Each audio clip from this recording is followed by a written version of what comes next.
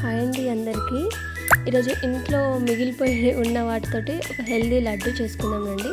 చూసారుగా, బెల్లం, పుట్నాల పప్పు, అలాగే పల్లీలు, కొంచెం గుమ్మడి గింజల పప్పు ఉందండి అది, అలాగే కొంచెం పుచ్చపప్పు, కొన్ని నువ్వులు తీసుకున్నానండి.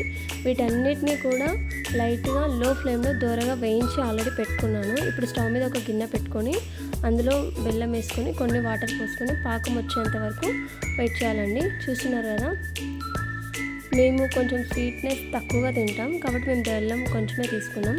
ఆ స్వీట్స్ అన్నిటికీ ఇది మాకు పర్ఫెక్ట్గా సరిపోతుంది. కాకపోతే మీలాంటి వాళ్ళైతే కొంచెం ఎక్కువగా వేసుకోవచ్చు. చూడండి, పాకం రెడీ అయిపోతుంది. ఈ పాకం అంతా కూడా దగ్గరకు వచ్చేస్తుందండి. మంచిగా బబుల్స్ లాగా వస్తుంది. అలా దగ్గరకు వచ్చినప్పుడు మనం, మీ దగ్గర నెయ్యి ఉంటే నెయ్యి యాడ్ చేసుకోండి. నెయ్యి యాడ్ చేసుకుంటేనంటే కొంచెం సాఫ్ట్గా వస్తుంది అనమాట. చూసారా, పాకం చాలా దగ్గరకు వచ్చేసింది. మంచిగా పాకం సెట్ అయిపోతుందండి. ఇప్పుడు నేను పాకం పట్టేది కూడా తీసాను, అది కూడా చూపిస్తాను. చూసారా, నాకు వీడియో నేనే తీసుకోవాలి కాబట్టి క్లారిటీగా చూపించలేకపోయాను. నెయ్యి వేస్తున్నానండి.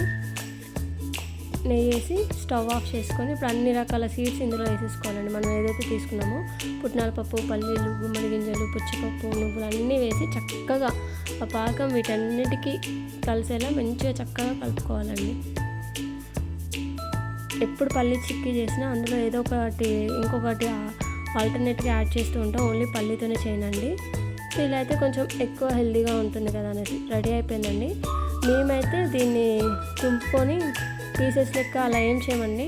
అదంతా చల్లారాక విరగొట్టుకొని కొంచెం కొంచెం తీసుకొని తింటాం. మీరైతే ఇలా ఉండలు చేసుకోవచ్చు, లేదంటే ఒక ప్లేట్లో నెయ్యి రాసి దాంట్లో అదంతా వేసి షేప్స్ కట్ చేసుకోవచ్చు.